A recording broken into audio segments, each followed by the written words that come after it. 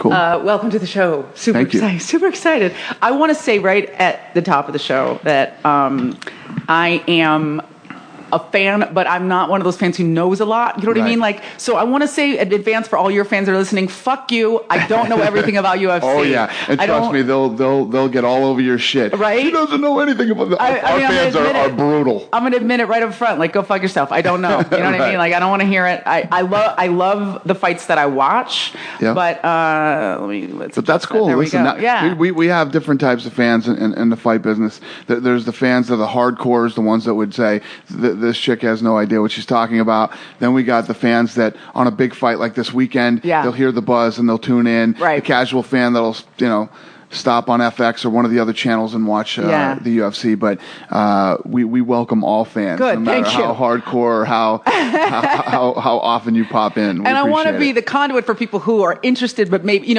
aren't watching every fight. Guys who are interested or women who are interested but want to know more about it, because I feel like there's like. I'll tell you really quickly a story about me, which is that the way I got into UFC was that I did a movie that was essentially, it was a really stunt heavy. And it was me and like 11 guys living in a hotel for 2 months. And we had a lot of time on our hands. We were in South Carolina with nothing to do. And all we did was watch UFC. Like every weekend we'd buy a fight. We'd get the hotel to buy a fight. We'd go to a bar. People had fights that they had recorded. We'd watch them back. That's awesome. Which was killer. And I learned a lot. But I feel like I'm the kind of fan where when I'm watching it, I'm into it, but I'm not, like, I don't know enough about it. You're not engaged 24/7. Yeah, and I need to be, because, I love it. You'll watch, like, 10 fights will be awesome. You'll watch one fight, and you'll be like, oh, the elbow to the head so many times. I need a hug. Right. Well, you know what would really push you over? I mean, you watch it on TV and you like it.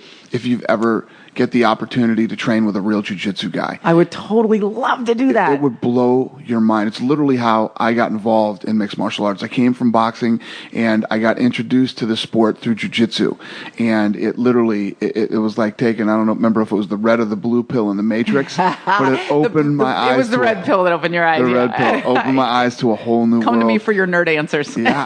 I literally, after I took my first jiu-jitsu lesson, I was like, how the fuck have I walked around for 30 years and not known this? Really? That another human being could do this to you if you ended up on the ground. Right. It's so amazing. And the cool thing about it is it's not about power. It's not like I'm a man, you're a woman. Right. So if if we go to the ground together, it's about technique. Yeah. The reality is, you being a woman and you got a long body. I have a reach, which I use to run away from people generally. Well, it's actually, the long body is very good in jiu-jitsu. You know what I mean? And you catch a guy like me or anybody else in the move, it's your technique that's going to win, not me overpowering you with strength. And you could actually tap me out. You could break my arm. Ooh. You could choke me out. You being a woman can do that. That's the real cool thing.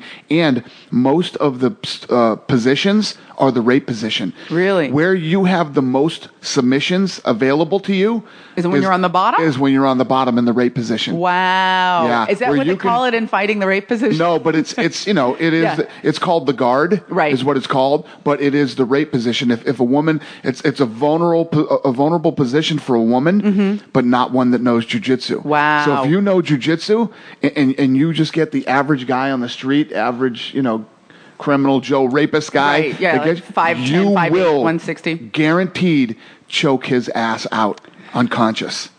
I have, Dana, a tiny little girl boner right now. I want to talk more about how you got into jiu-jitsu, but I want to go back to talk about who you were before UFC a little bit. You're awesome. You talk and you tell your story, which is great. But you never told it here, and I want to hear a little more about it. Cool. You were born in New England? Yes, I was born in New England, the Boston area. Yeah. And we lived there till I was in about third grade, and then we moved out to Las Vegas. My mother was a nurse. I had a single mom who was a nurse, and this is they were paying nurses more here than anywhere else in the country, so we moved to Las Vegas. And but you moved a lot. I mean, I feel like I read that you traveled, you went back and forth a lot, or did you move to Vegas and stay here till you got? Yeah, well, I was in Vegas for a long time, but being from the East Coast, I had a lot of relatives on the East Coast. I had family that lived in Connecticut, Massachusetts, and Maine, so I spent a lot of time on the East Coast growing up too. So I was very fortunate in that I grew up in Vegas. Thank God, I'm glad that I grew up here. But I also was lucky enough to have a lot of East Coast influence too. Why do you say thank God you grew up here? Because everything that I am, I love the city of Las Vegas. You know, I'm one of these guys who's been fortunate enough to travel all over the world. You name the major city destination on this planet, and I have been there, with the exception of China, which I'm going in September. Sweet. And no matter where I am or how great it is, every time I'm like, fucking glad to be back in Vegas, man, because this is my city. This city doesn't sleep. There's always something to do 24 hours, 7 days a week. It's full of energy and excitement and fun, and I love it here. Well, also it's a place where one can make oneself. I mean, you're the epitome of a self-made man in every way. I think this is a place where you can see opportunity, you can exploit it, and every city's not like that. It's a very good point. The reality is that on the East Coast, there's a lot of old money. Mm-hmm. You don't see a lot of people break through on the East Coast and become, wealthy or it doesn't happen a lot. But on the West Coast, Los Angeles, Southern Cal, Las Vegas. Yeah. Oh, it happens. Yeah. It happens here every day. Did you fight a lot when you were a kid? Were you a good kid, or were you? No, I was a bad kid. I was a bad kid in that I had, a single mom, and I was home alone a lot, and idle time and alone time is not a good thing. Hands, so I had a lot of parties at my house and hang out with friends. And Las Vegas, it's weird, but Las Vegas was one of these cities where you did fight a lot when you were growing up here. Really? It was like this school versus school thing. Like all the schools, there were a couple of schools that got along with each other, but other than that, all the schools fought with each other here. Like organized scraps, like meet after school on the playground. Yeah, kind of thing? Yeah, definitely meet at the playground or meet at the park. There was a lot of fighting here in Vegas growing up. Definitely. Were you in the middle of it, or? Yeah, I was in the middle of a lot of it. Like crazy stuff. One time, there was a school. I went to Bishop Gorman. Mm-hmm. I got kicked out of that school twice, but that's where I went to high school here. And then I went to, there was a school called Valley, still here, Valley. And we got into this huge fight one night out in front of my house with a couple of guys from Valley. Next thing you know, every kid from the school was in my front yard trying to get into my house and kill me. Yeah, it was crazy. Shit. Yeah. How old are you? I was probably 14. Okay, so what are you thinking at this point? First of all, how many people do you have on your side? There was only like 4 of us in my house. And there's like every dude from, and girls too. I mean, like half of Valley High School was out on my front lawn, and I was on the roof. And we were throwing like bricks at them and stuff from the roof. So what? That kind of crazy stuff. So what? And what are you thinking at this point? Like, what are you gonna do? Well, eventually, this is probably 1:30 in the morning. So eventually, the neighbors called the police, and the police came and got there's everybody. A mob of angry teens. But the next night, they showed up at my house again. The next night, which was a Sunday night, and literally walked in my front door. Yeah. There was like 15 dudes, 15 of like the toughest dudes from Valley, standing in my front yard, because I had just gotten in a fight earlier that night with one of their friends. Oh my God! And he came in too the next night, and he had remember the old gargoyle sunglasses? He had the gargoyle sunglasses off, and he took off his glasses, and he's like, "Look what you did to my face!" Oh shit! And I was like, I'm really sorry about that. I apologize. Yeah, I'm about to be beat to death in my own living room right now. In retrospect, it was a bad life choice. I was very, very polite and nice that night. A little different than the night before. What? That's crazy, because I'm like, I always feel like the way that we think about fights, either kind of in fiction, like in films or television, or the way you think about it, even in the context of the way you live your life now, is like, we're going to fight for this period of time. There's going to be a winner. Everybody walks away. And if we're going to fight again, it's going to be under circumscribed. But for dudes to just they know where you live. They're just going to keep coming back. So what happened? Yeah, basically that night, the way that, like I said, I wasn't as tough as I was the night before. I was very polite and nice that night. I was like, listen, guys, let's all be friends. And so I ended up getting them out of my house. But basically, one of the guys says to me, he says, let me tell you what's going to happen. If we ever see you outside, we're going to beat the living shit out of you. And then what did you do for the next? Cool, man. I'll never leave the house. Right, for the next that's 6 it. months. I'm Homeschool. good. So they left, and it was all good. I know I didn't ever fight one of those guys again until years later. After I graduated high school, I got into a fight with one of those guys again. Oh, really? Yeah. And one of the local places here in Las Vegas. Was it a rematch?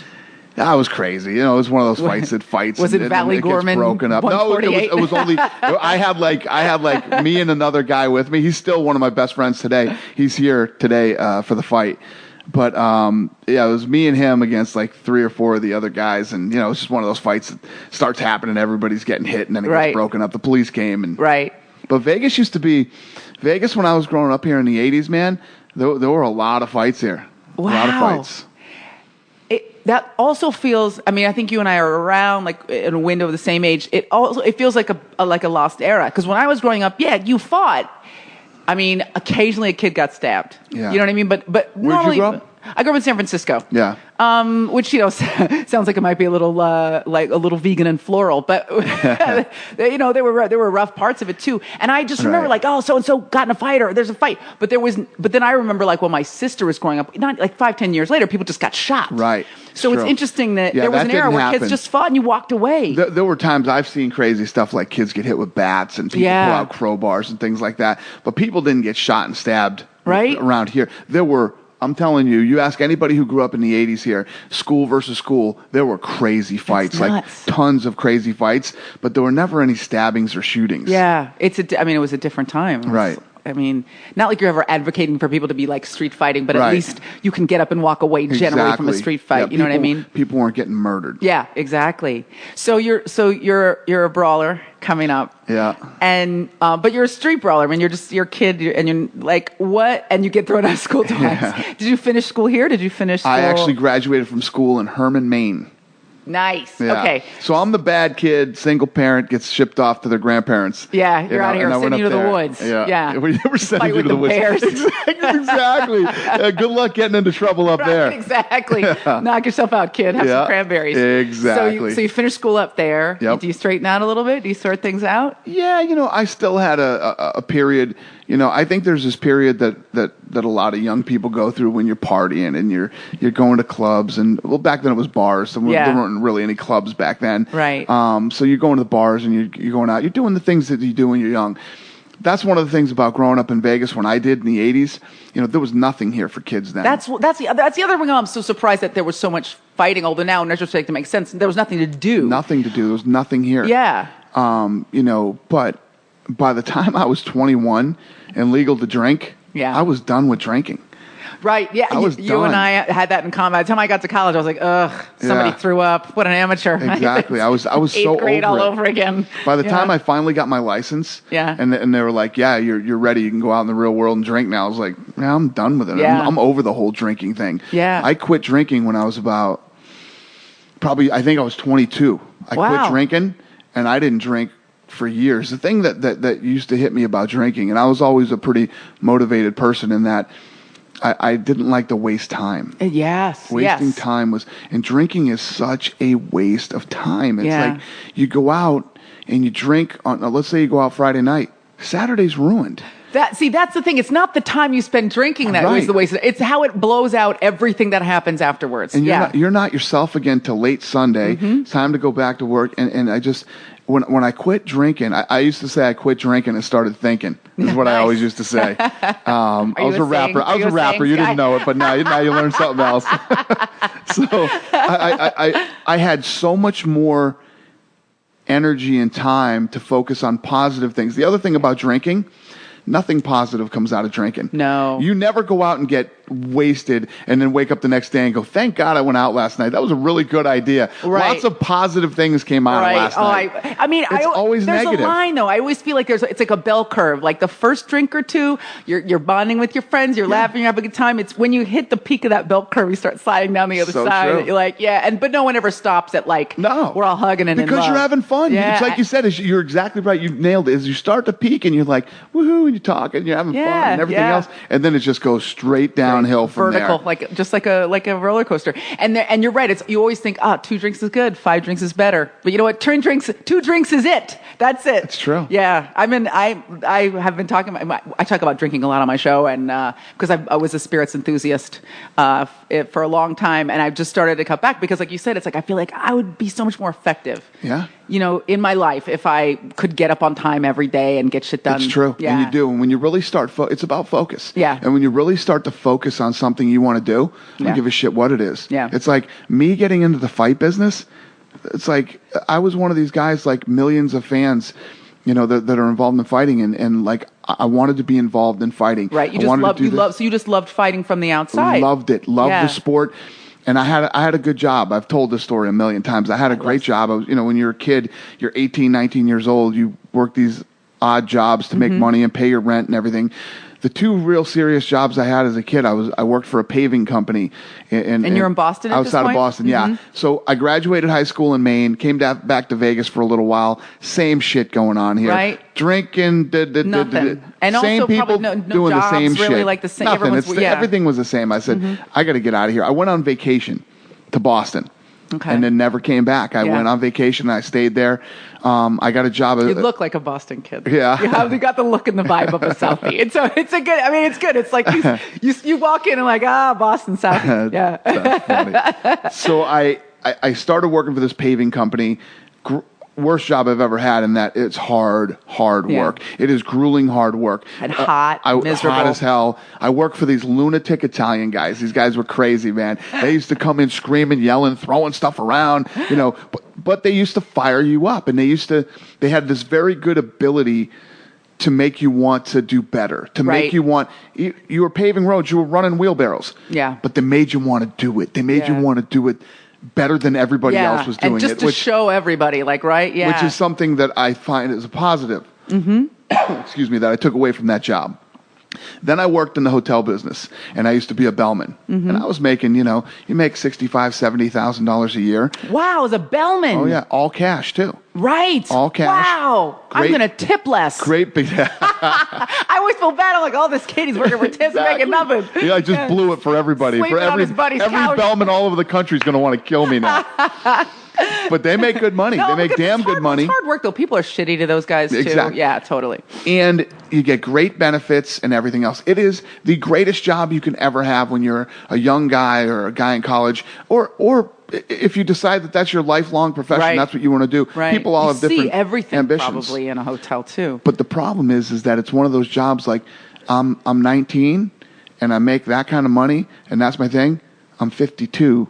And it's the same exact story. Right. And you're doing the same. But it was never my thing. As good of a job as it was, and when you work at the right place, everything's great. It's just, I knew that I wanted to be in the fight business, and I didn't give a shit if I ever made a dime doing it. Right. It was what made me happy. When I got out of bed every day, that's what I wanted to do.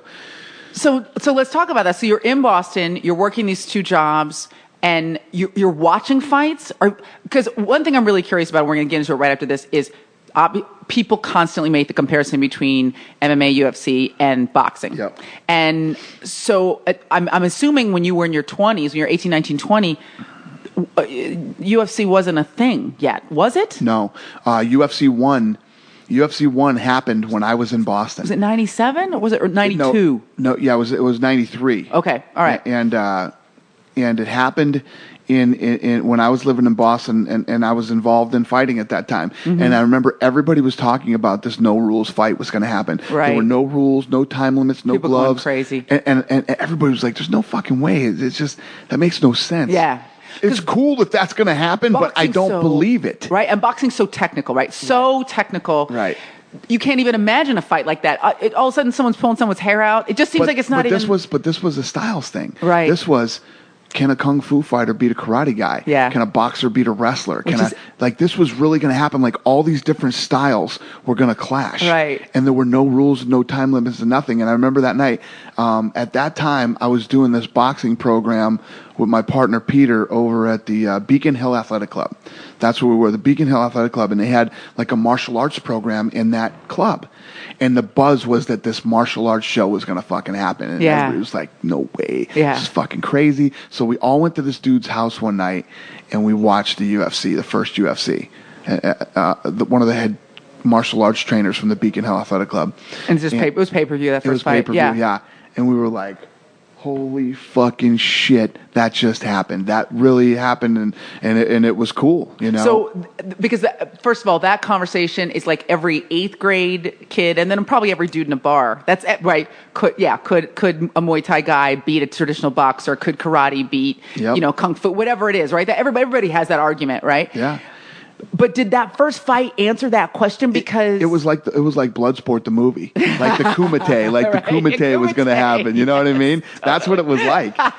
and yeah, I mean, it did. Jiu-jitsu won. Yeah. Jiu-jitsu was the dominant martial art because this family from Brazil knew it. Nobody else did. Right. You know. Right.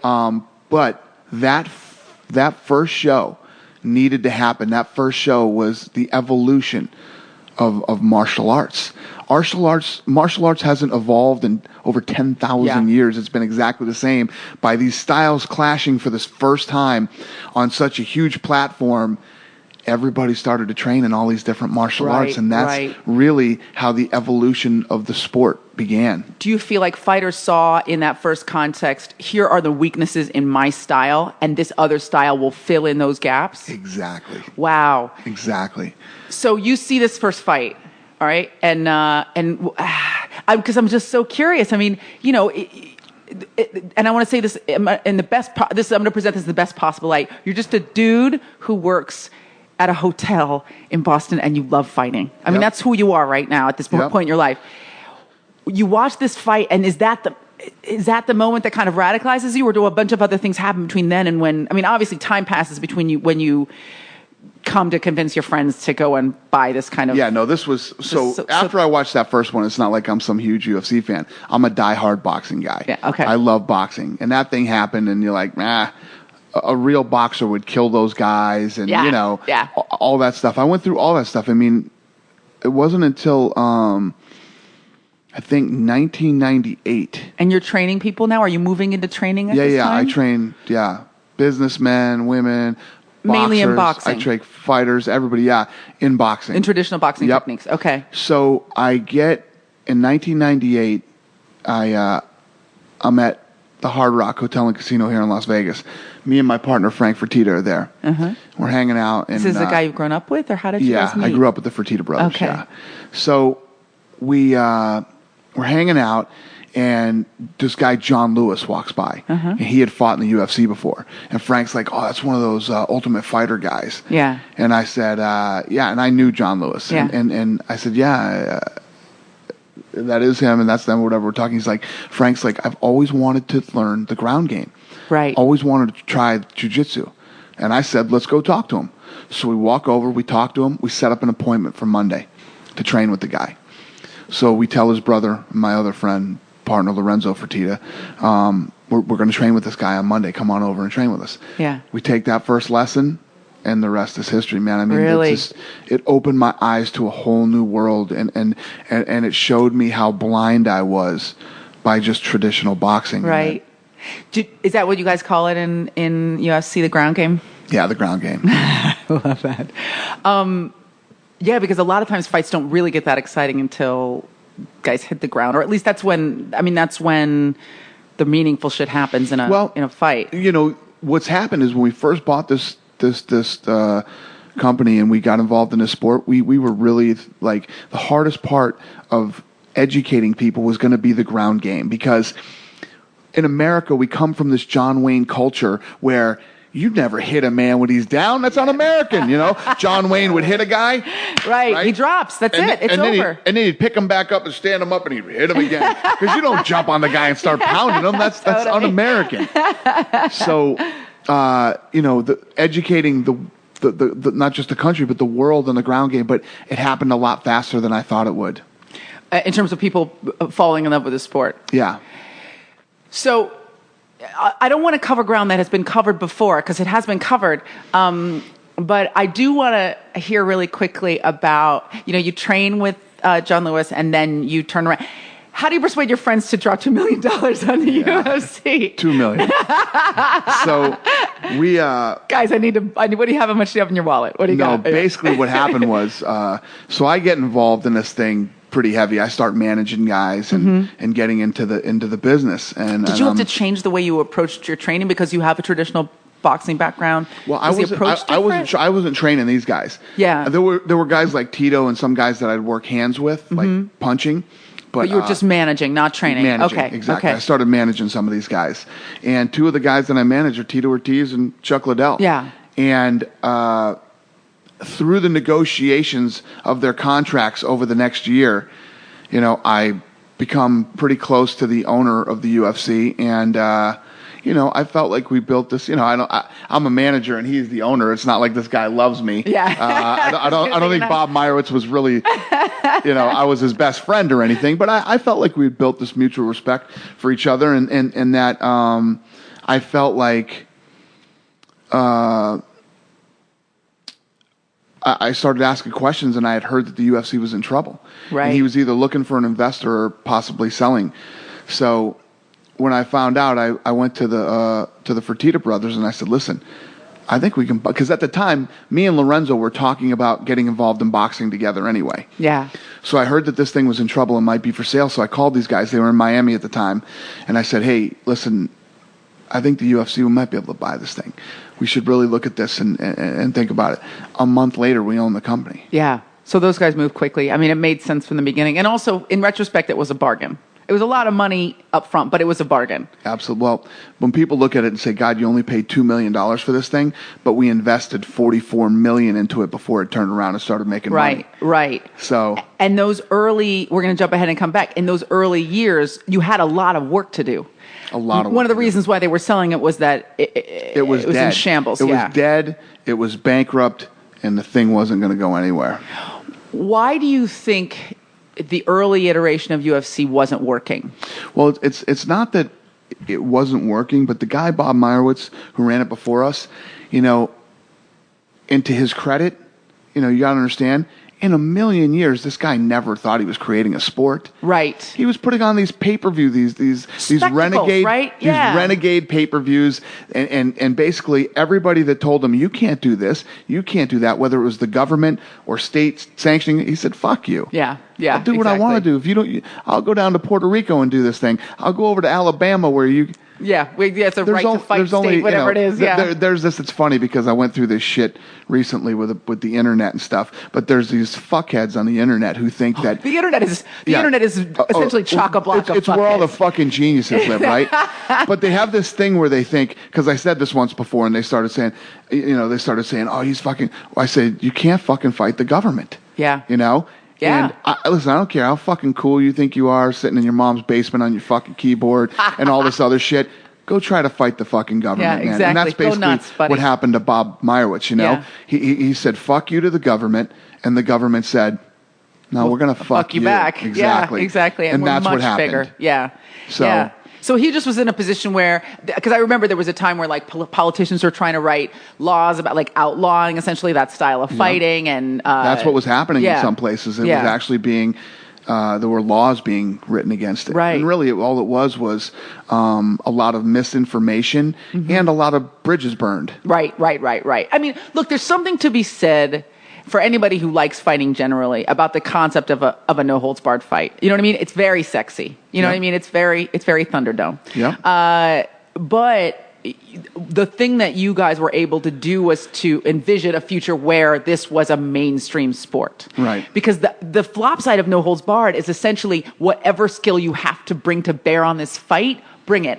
And that's not biting and hair pulling or whatever guys thought the fight was, nut punching, taint punching, whatever people imagined it. Right. It's like we're going to get the best guys in here to do their worst. You know what I mean? And that's what happened. What happened was, as we got into this thing and we really saw what it was, when I say that, I mean the sport, the athletes themselves, the type of people they were, and how hard they trained, and what type of athletes they really were. As we started to look at this thing and we really dove into it, we said, are we that fucking different than everybody else in the world? Right. I mean, are you kidding me? I think that everybody presented the right way.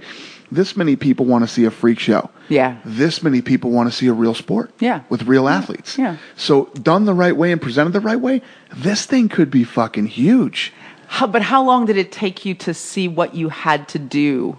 Because you're saying you guys sunk $44 million into We knew this when thing. we bought it. Yeah, you knew right away. When we bought it, what we needed to do and what had to be done. We just didn't think. We thought the key to the survival was getting it back on pay-per-view. Right. Understand, this thing was so bad and had such a bad stigma, and so many bridges had been burned. This wasn't allowed on pay-per-view. Porn is on pay-per-view. The UFC was not allowed on pay-per-view. That's how bad it was. Totally. Right? Now, how did you immediately, because I know there's been an evolution in rules over the years, but did you immediately instigate a change in rules, like right from the very beginning? Yep. We sat down and we did what was called the unified rules. And what it means is in boxing, all the boxing that happens in this country is regulated by the athletic commissions in each state. So what we did is we tried to get all the guys together from each state and come up on a unified set of rules that everybody would follow. Because what we really wanted to do was create a sport. Right. And to create a sport, everybody has to play by the same rules all over the world. And not just the fighters, not just the people inside the sport, but the viewers need to understand the sport. Yep. Yeah. And, I mean, the game of soccer we play here in the United States is the same game that's played all over the world. Absolutely. Which is probably the best, example I could give you because there aren't any other international sports. Exactly. American football, American baseball, all the others. But even boxing. I mean, that's one thing I feel like I was really remarking on when I was learning a little bit more about UFC is that there are international boxing stars, but generally that's an American sport. Guys come in. UFC is like so much more international than boxing. Let me put it to you this way. This Saturday is the biggest fight in UFC history. Is it? This is 148? Yeah, 148. Chael Sonnen versus Anderson Silva is the most anticipated fight we've ever had, and it is the biggest fight on all accounts. Biggest gate in the United States.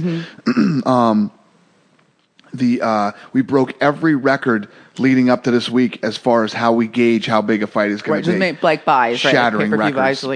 Pre-buys, amount of traffic to the website, amount of views to the press conference. I mean, the press conference alone that we did on Tuesday, 700,000 more people watched this press conference than any other press conference we've ever done. That's crazy. 700,000. It's not done yet. It's not even Saturday yet. The number's still ticking as we're speaking right now. So this is it the card?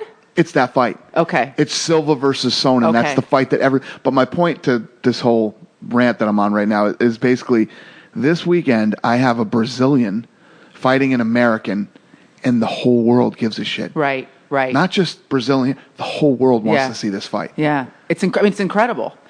So I was talking with my mother because my mother's here this weekend.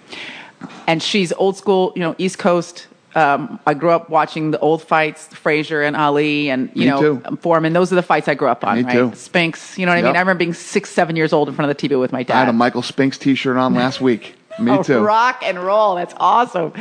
And I feel like when I started to love boxing was when I started to understand it technically, which is why I so appreciate the concept that everybody needs to understand the rules of boxing. If you just see people punching each other and you don't know how it works, it doesn't mean anything to you. I agree. My mother said, "Oh, UFC is so violent." Of course, my mother does not sound like an old white lady. I don't know why I made her that, but that's funny. And what I said to her is actually UFC, in my opinion, and I want to hear if this is what you think. And my sister agrees with me, is less violent than traditional boxing because there are so many ways to win a fight other than just punching a guy in the head until he passes out. Yep.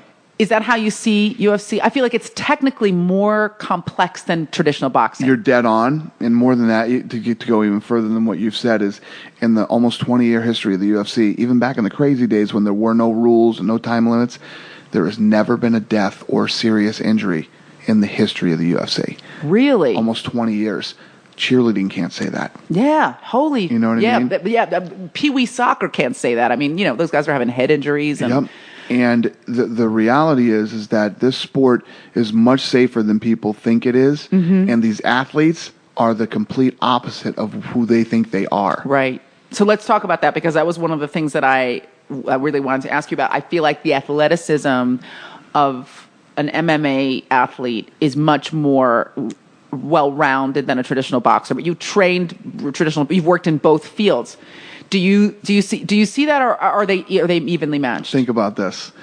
In this sport, you have to be well versed in boxing, kickboxing, Muay Thai, Jiu-jitsu, judo, wrestling. I mean, you have to be well versed in every martial art.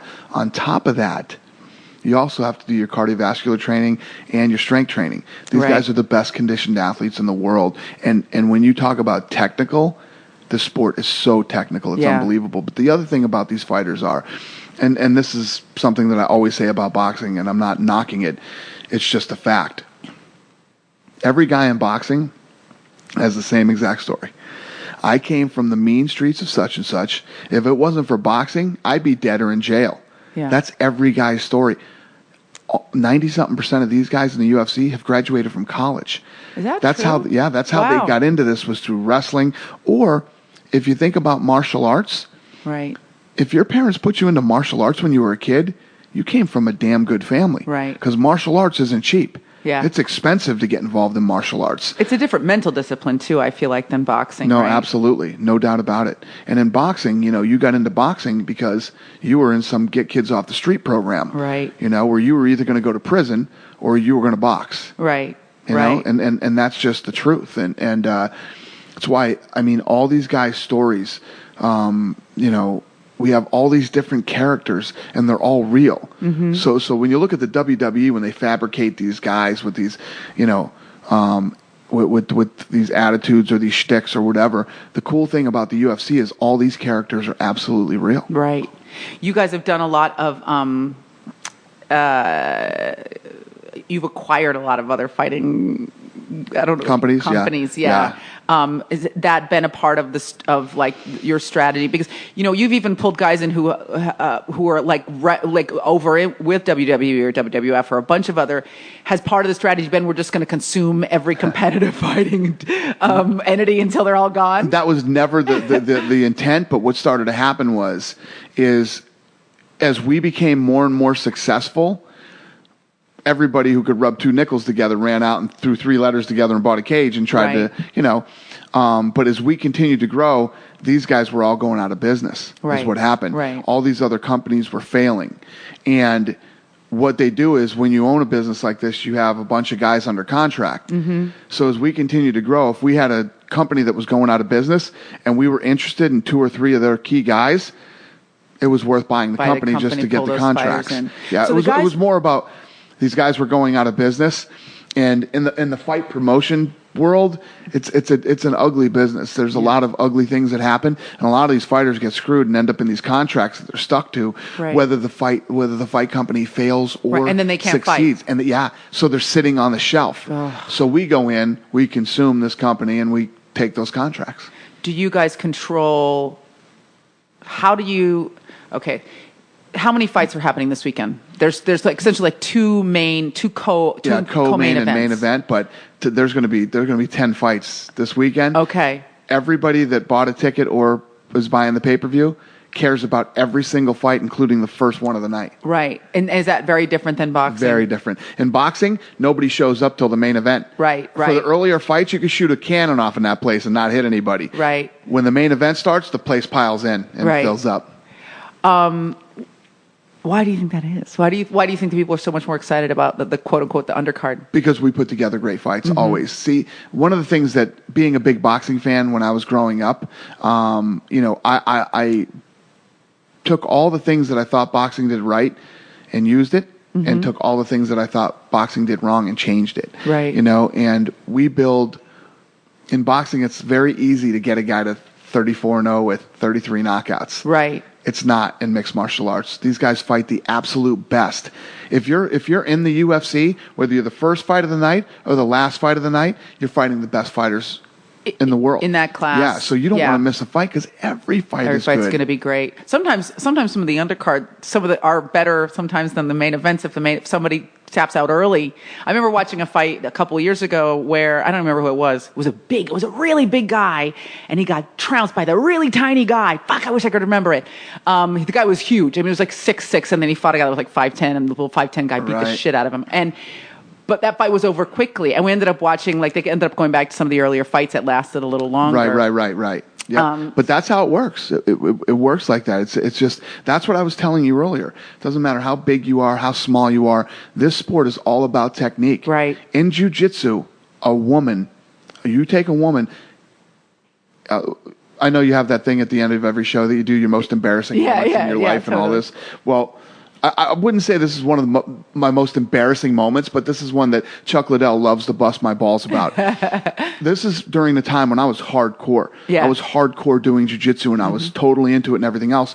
There's this jiu-jitsu black belt woman named Kathy Brothers, and she came down and she was training with us, and she popped my knee. She caught me in a knee bar. And she's a black belt, so she knows she's got me. I know she's got me. Right. So I think she's going to let me off the hook, and I'm not going to have to tap to her. So she's like, fuck that shit. She cranked my knee and popped my knee. Yeah. And I was screaming and fucking tapping. And, he loves to bust my balls that a woman, pop my knee. Your knee. But that's my point. Yeah. A woman it's technique. Will do some serious damage to a man if she knows jiu-jitsu. Right. And then it's also it's strategy. It's not brute force. It's like, I'm going to come in and assess this other fighter, assess their strengths and weaknesses, and get in there and use technique. And you make those mistakes early on because of your male ego. Yeah. Because there was another girl that I was rolling with one time in one of the classes, and she was a pretty girl, you know, and she caught me in what's called the triangle. And I'm like, oh, how cute. She's got me in the triangle. She starts cranking this thing, and I had to fucking tap. Yeah. And my neck was fucked up for like 3 weeks. Triangles under your arm, around your neck. Yeah, that one? the legs. And I couldn't turn my head this way or that way. But brutal, it's not cute when you're rolling with a woman or a man or anything else. So like one of the things, all the homophobics in this world, when they see two guys grappling, right? The first thing that pops into their mind is, oh, that's gay. Yeah. Trust me. There's nothing unmanly about grappling. Right. And whether you're rolling with a man or a woman, you better be on your game, and you better be ready to tap when you get caught. Right. Which is one of the safe things about the sport too. Is that you can tap out before you get broken. Before damage happens to you. Okay, so let's talk about injuries really quick, because that's another thing when I was having this conversation with my mother was about the fact that I think guys also can tap out before they get broken. You know what I mean? They can essentially say, either this fighter is a better fighter than me, or at this moment I've been bested, right? And they can choose to end the fight, which is something almost never happens in boxing. I've never seen it. I'm sure it's happened where a boxer says, I don't want to fight anymore. They'll go 15 rounds and be bleeding out of every orifice. You know what I mean? And the fight will keep going unless the judges shut it down. Let me put it to you this way. Oh, God, what's his name? Roberto Duran. No Mas. Remember No Mas? It's one of the most famous things. Yeah. When he said, no more, was ridiculed. Forever. For the rest of his life. Yeah. Because he felt he had had enough. Yeah. Which is almost the mature, smart thing to say. I'm not gonna take a beating. How about I don't die? Yeah, and I'm an athlete. First, I don't want to die, permanent damage. How about I live to fight another day? In my career, any and all of that stuff, right? Yep. And because of that, I feel like there's longevity in UFC that you don't have in other fighting sports, or specifically you don't have in boxing. Because I just was looking that, and I might get this wrong, Tito Ortiz was one of and Chuck are like two of the first people that you managed, right? Yeah. And they're two of the earliest guys from your tenure at UFC. Exactly. So, and I read, and I may be wrong, that Tito's first fight was in 1997. Yeah, that's Is he still fighting now? Yep. This will be his last fight this Saturday. This Saturday. Is his last fight. So that is a 15, 16 years. Is that amazing? That's crazy. Most boxers, I feel like, if they have 5-8 years of real competitive fighting. Now, I'm not talking about when they're early and they're golden gloves, all that bullshit, but when they get into the sport. You said it. A lot of guys come out of the amateur shot. Yeah. They've been fighting since their parents put them in there when they were little kids. Right. Or they get into this program. And they're scrambled already. By the time they're done with the amateurs. Yeah. Right? Broken. Yeah. It's just to stand in front of somebody and just take punches for years. To the head, to over and over again. Because I feel like that is really that's the meat and potatoes of boxing. Hit this guy in the face until blood pools inside his cranium and he falls to the ground. Yeah, I hit him. I either win. There's two ways to win. I either hit you in the head more times than you hit me in the head, or I hit you so hard that I knock you unconscious. Yeah. Or I do it to you 3 times. Yeah. I get you almost unconscious 3 times. Yeah, yeah. And you struggle back to your feet cross-eyed. One of the safe things about this sport too is when you get hit so hard that you get dropped like that, in boxing you would get a 10 count. Yeah. But in this sport, the guy has the ability to jump on top of you and keep hitting you. Yeah. So the fight's over. Fight's over, right? Yep. Now you're the president of this massive piece of business, a global piece of business. What? First of all, did you ever see that? I mean, this is like the hackiest question ever, but it's just, looking back at the 18, 19-year-old you, Did you ever expect that this was where you were going to end up? No, I don't think when people are so young. I mean, you dream and you have these dreams when you're a kid of certain things, but it's never like I had this ambition or this goal. Like even when we bought the company, it's like, let's make this thing, this huge goal. It was never about money. And people always laugh when I say that, but people who really know me, I don't give a fuck about money. I don't care about it. Money is a tool to have fun.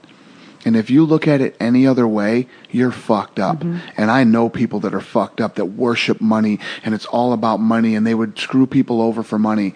It's not me. I don't care about it. You know, you're fortunate to have it when you have it, but I've lived without it too. Yeah. I can tell you right now that some of the happier years of my life were when I was fucking broke trying to make it. Yeah. You know, it's all about the journey. And it always seems like it's the guys who have money who always downplay having money. You know what I mean? It does. But I'm not that guy. I was fucking broke as a joke. Yeah. I was a guy who, you know, when I still talk to my friends, I didn't even have a fucking car. Yeah. I used to ride a bike everywhere with this huge hockey bag on my back full of boxing equipment, you know? Yeah. That was what I did. And those are some of the best years of my life. Yeah. It's some of my best moments. And now that, you know, I'm like the way that you set it up, you're the president of this global, you know, blah, blah, blah. You know, so some of the hardcore fans love to bust my balls, and some of the media too will bust my balls sometimes about, so you were an aerobics instructor. You were, you know, so they try to make sounding like what I did back then when I used to train people. Right. Wasn't meaningful. Like it was a fucking, look at this. I would go back to that tomorrow. Those were some of the best days of my life when I was training people and you know, the relationships that you create when you're doing that. When people lose weight and they see the results, and it's just none of that shit. I mean, it's not like that stuff bothers me. It's part of who I am. It's part of how I got here, and it's been part of my ride. Where did you get this? Because reading about you and hearing you talk, and I talk a lot about this constantly on my show about like hustle and a work ethic. Where do you feel like that came from in your life? Because you were bounced around a lot. You were raised by a single mom. You obviously had a lot of unsupervised time.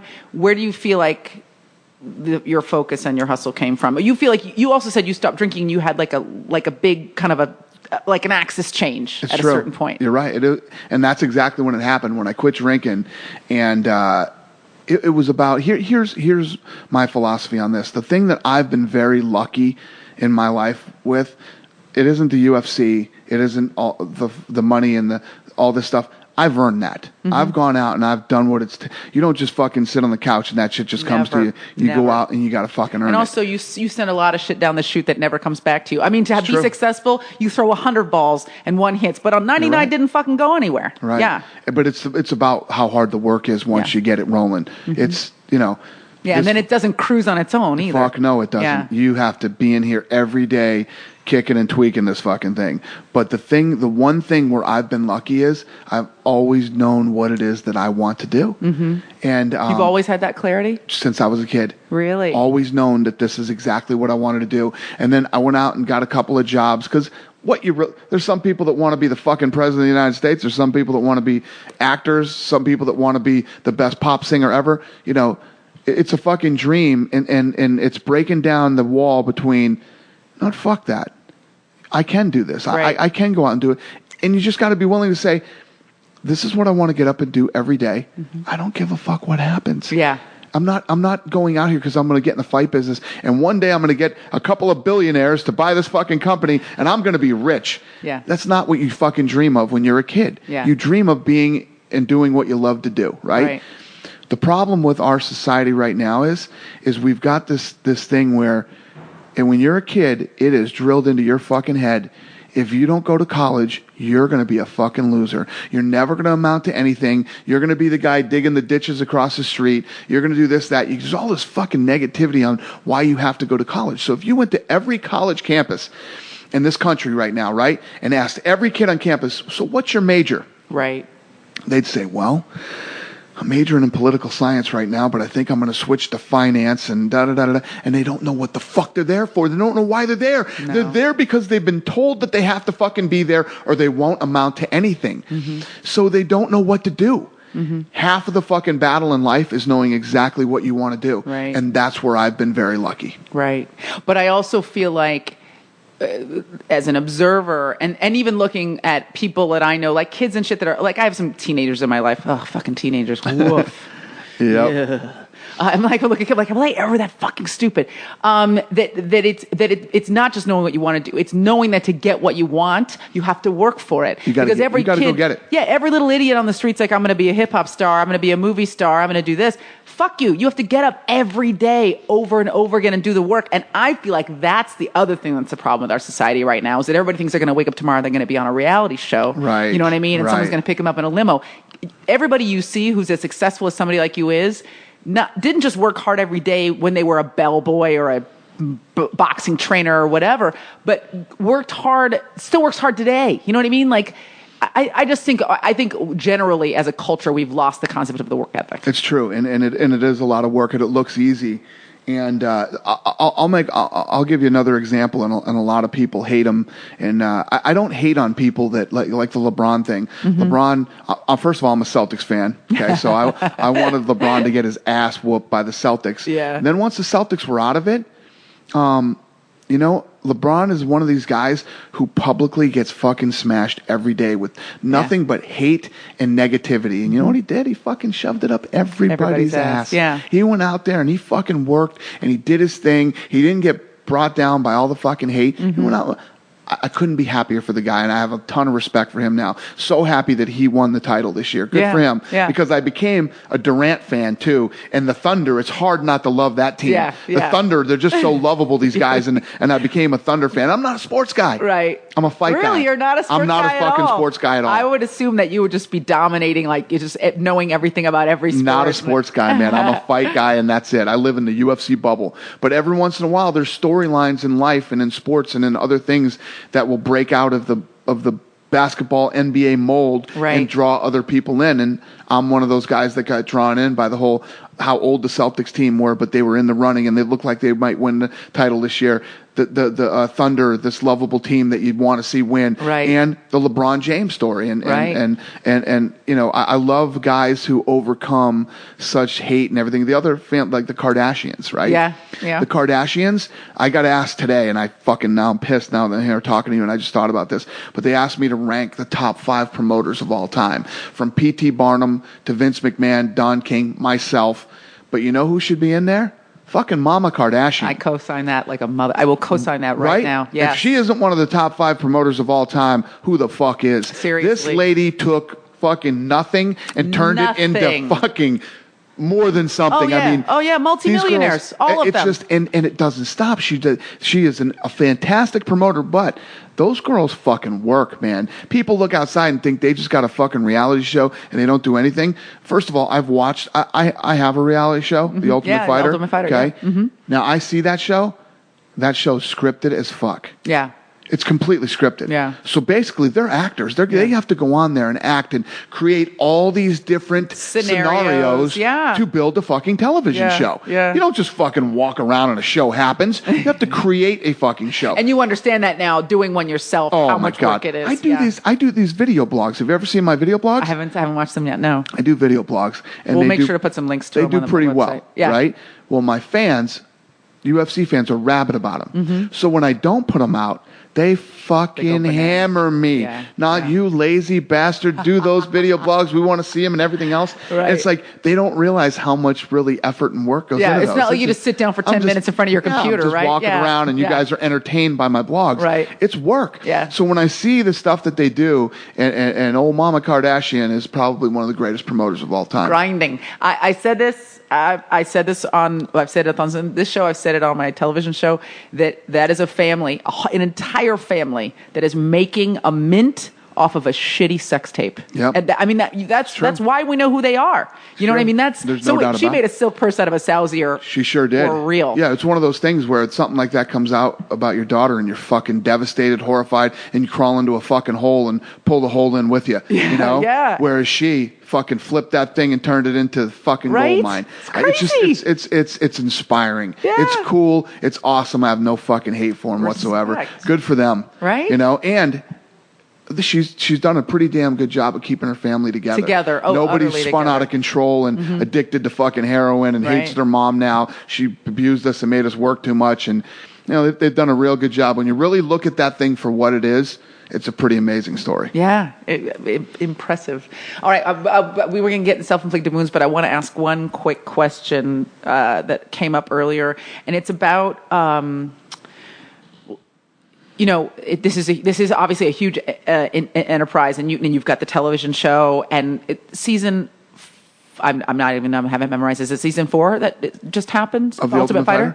Season 16. Holy shit! I'm out of my mind. It's one of the longest running reality shows in history. Yeah. Wow, I'm going to get pounded for that. And how many guys who come out of that show end up being competitive on the UFC circuit long term? A lot. It has been the catapult for talent for us.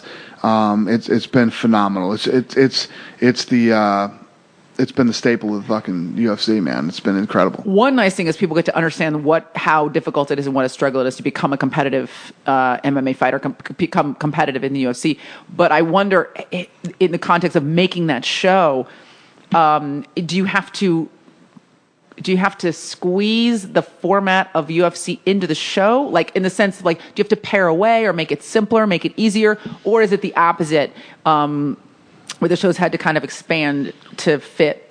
No, it is what it is. Basically, what the show is about is we take 16 up-and-coming guys, 2 superstar coaches to bring them in and try to make them the next Ultimate Fighter, meaning a guy gets in the UFC. A lot of people, have said, the way that these guys act on the show doesn't represent the sport.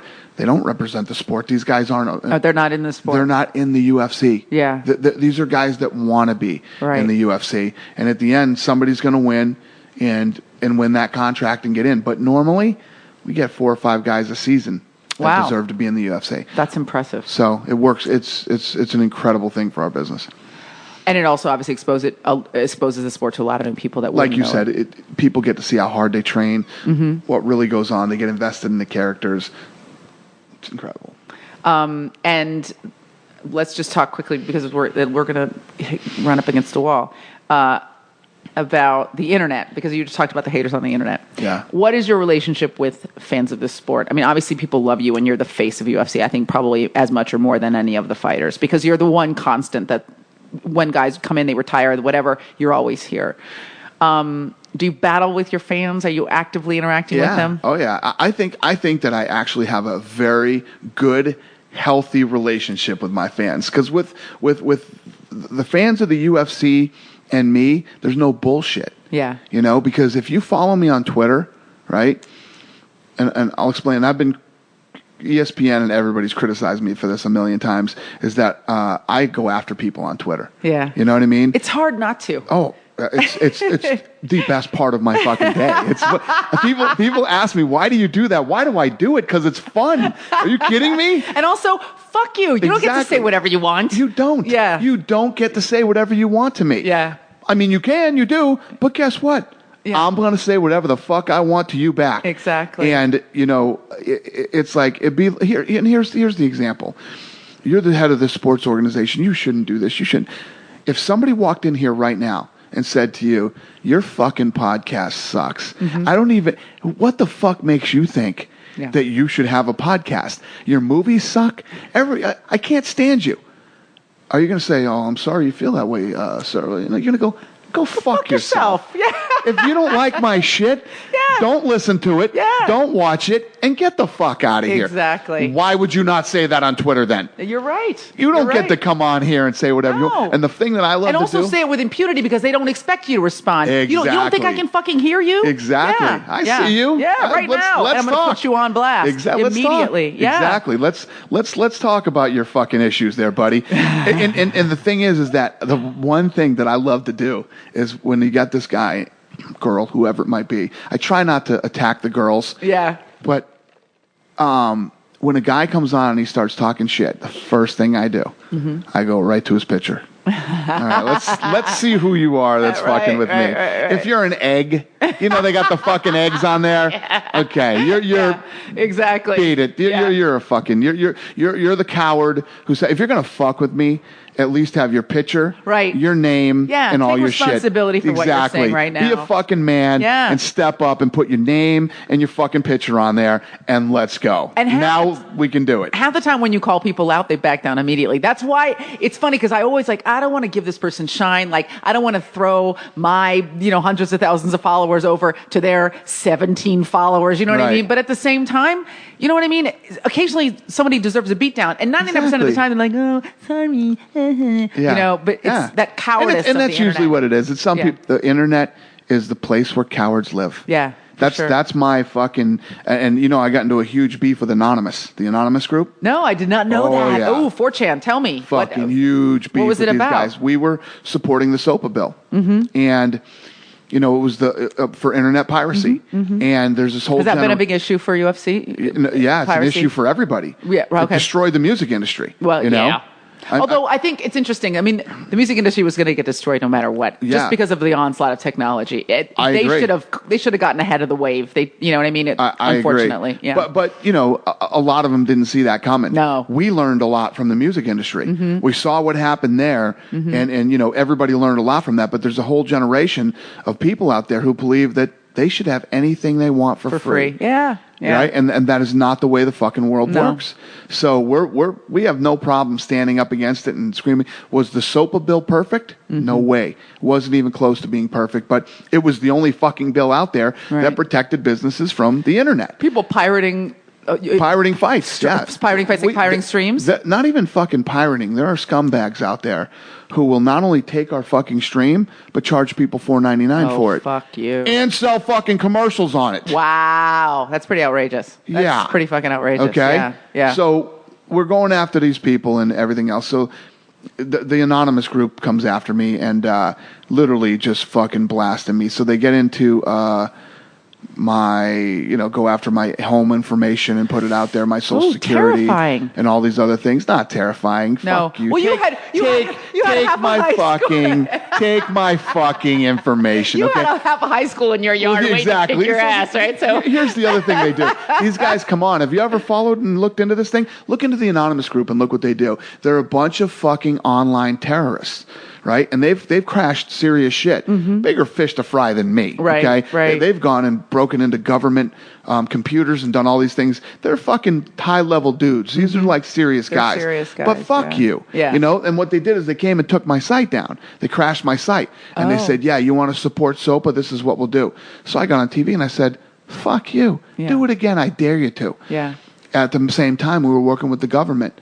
We were working with Homeland Security, ICE, and the FBI. Wow. And we helped them bust a bunch of these fuckers, right? Holy shit. Yeah. So then this whole war starts between me and them and everything. So they start coming on and their thing is their that mask. Yeah, the that white mask logo. Yeah. Fucking. So they're like, we're watching you and we know where you are. Like all this creepy. You know where I am? I'm in Chicago in a hotel promoting a fight right now. I'm staying at the fucking Ritz downtown. Right. Come find me, you fucking 100-pound nerdy fuck. Okay? Come on down here. I'll tell every fucking one of you where I am. Come find me. Yeah. Like they're supposed to be mysterious and scary. Right. But big businesses, big corporations are afraid of these guys. Yeah. Well, I'm not fucking eBay. Yeah, exactly. You crash my site, my fans can't read about the fucking what Anderson did today. Okay? We'll get it up fucking tomorrow. Right. Give a shit. I'm not going to bow down to you fucking weirdos. Yeah. And that was a huge thing at the beginning of the year this year, that my battle with them.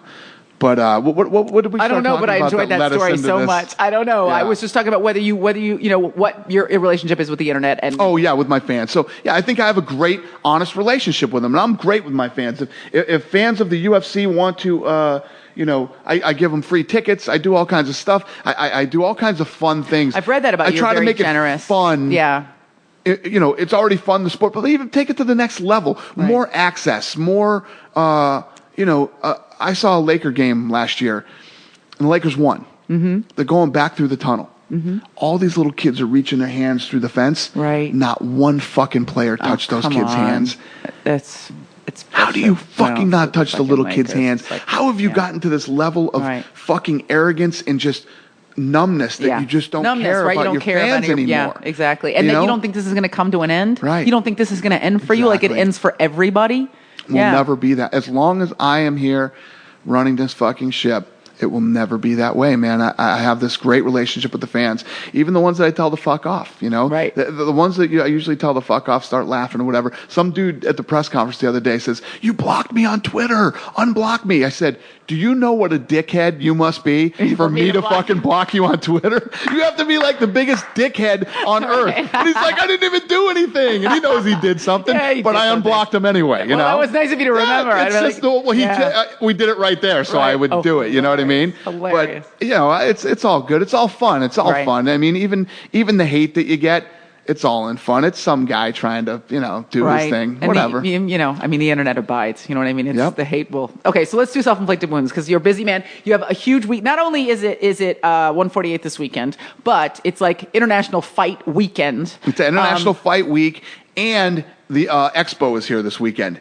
The impact on this city of Las Vegas for this week, for the UFC being here this week, is $93 million. Holy shit. $93 million. That's got to feel good. Can you walk around, like tonight or tomorrow, can you just walk around like a normal person or do you get mobbed? Oh, yeah. No, I'm not that dude either. I don't go hide in my room. Like I said, I love hanging with the fans and talking to the fans. Think about this. I've been in this sport that I've been trying to get, you know, sanctioned all over the world for the last 11 years. Yeah. Do you know how many fucking people I talk to that hate this sport and like, why would I not want to talk to the people who love it just as much as I do? Of course. I love it, man. Yeah. It's cool. I'm one of those people who wants to always have a normal life. Like I never want to be the person who can't get their own groceries or won't get their own cup. I mean, you know, you create these people that go out and get mobbed and they're all hiding and running around. You create that yourself. Yeah, you do. You're absolutely right. You can create that. Surround yourself with bodyguards and make a big scene when you walk through. Throw money around, do all this. You could act like a jackass, and you could create that. I'm a slave to my fame. Yeah. Mm-hmm. If you let yourself be, yes, you will be. Yeah. All right. So let's do self-inflicted wounds. Cool. Do you have a story that you're excited about? I don't know. You know, I mean, there's obviously drunken moments that I wish you could take back, you know, but the next day when you wake up. But I would have to say probably the weird, and I'm not saying this is a self-inflicted wound, it's just one of the craziest things that happened to me. You know, I have, as far as being a speaker, I've spoke everywhere. Mm-hmm. I speak every year at Bill Gates CEO Summit to the top CEOs in the world. Mm-hmm. I speak at I spoke at Oxford University. Wow. I spoke at Harvard. I spoke at University of Miami. I mean, the list goes on and on of the things that I've done. When we first bought this company and we were going for sanctioning here in Nevada, one of the first of all, we go there, me and Lorenzo show up. Our attorney's there. Our attorney's going to handle everything. We don't even have nothing. It's a done deal. Yeah. So he's going to get up, he'll speak, we'll go through this whole process. One of the commissioners out of the fucking blue calls me up for some reason. I get up there. This is beforehand. Calls you up on the stage. Okay. On the stand. This room is packed wall to wall with people, media, everything else. I walk up there. It's a female commissioner. She asked me a question. I started to answer the question by saying, Zuffa LLC is a Nevada company. And then I just froze. Ooh. When I say I froze, all the commissioners were looking at each other. The room, I could hear the room talking behind me. People were like, somebody literally had to walk up, grab me, and bring me back to my seat. Oh, really? You couldn't finish? Sat me down, and my partner Lorenzo looks at me and goes, "What the fuck was that?" I go, "I have no idea." Really? Completely froze. Like they had to get a fucking dolly up there and fucking wheel me out. And to this day, do you have any sense of what happened? Were you nervous? Were you scared? No clue. Wow. But that's a pretty embarrassing moment. Yeah. And, you know. And this is the moment where essentially the I'm the a sport fucking is about promoter. I'm supposed to be out selling fights and doing this and that and everything else. And I go up to talk and I fucking froze. Literally froze and shut down. Wow. And has that ever happened since then? Never. Never happened to me again after that. That's amazing. This is the last question I'm asking. We really have to go, and I know you have to go, and you're incredibly scheduled. Has a fan ever tried to fight you? Never. No one's ever run up and challenged you. That's one of the things too. All the shit on the internet, all the stuff that people talk. I've never ever had a personal, face-to-face bad situation with a fan ever. That's amazing. I would think that there'd be like 1% of the fans would just be wanting to challenge you to a fight. Never. Nobody's ever, not even challenged me to a fight. Nobody's ever even been a dick or a douchebag anytime I've ever met a fan. Wow. Every fan I've ever met has been cool. That's awesome. Yeah. That's awesome. This was awesome. This was so great. I've been wanting to do this for a long time. I'm so glad that you did it. No, it's my pleasure. I really appreciate it. I'm honored. And thank you so much for all your time. Thank you.